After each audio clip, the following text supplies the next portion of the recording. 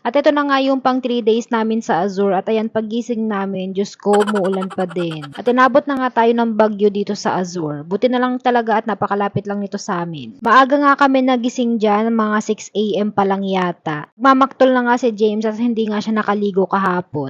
Kaya ayan, kahit umuulan ay sige, pagbigyan para walang away, charis. Imimit nga din namin dyan yung ate ko dahil nagkataon na nandyan din sila kasama yung mga katrabaho niya. At pagkatapos nga nun, ayan, dumiretso na nga kami dito sa may swimming pool kasi itatanong nga namin kung pwedeng mag-swimming. Saktong 7 a.m. pa nga lang yan at ayan, wala pang katao-tao. At buti na nga lang, pagdating namin doon ay pwede naman daw mag-swimming basta hindi lang kumikidlat. Kaya ayun, tuwang-tuwa nga si James at ayan, for the swimming na ang first son. After nga namin mag-swimming, ayun, nag-prepare lang kami dahil mag-out na nga din kami dyan. Sakto nga din na out na yung ate ko, kaya ayan, niyaya muna namin siyang kumain bago siya umuwi. After nga namin kumain, ayun, pumunta lang kami sa pagupitan kasi nga kailangan ni James magpagupit dahil may class picture sila kinabukasan. Good thing nga din na malapit lang yung SM dito sa amin, kaya ayan, napahabol namin na pagupitan si James. Medyo hapon na kasi yan, kaya baka sarado na yung pinapagupitan namin lagi na malapit sa bahay. Tayan, fresh na ulit ang bata. After nga namin magpagupit ay dumaan lang kami sa Krispy Kreme para naman bumili ng coffee. And after nun ay umuwi na nga kami. And yan lang muna for today's video guys. See you on my next vlog. Bye!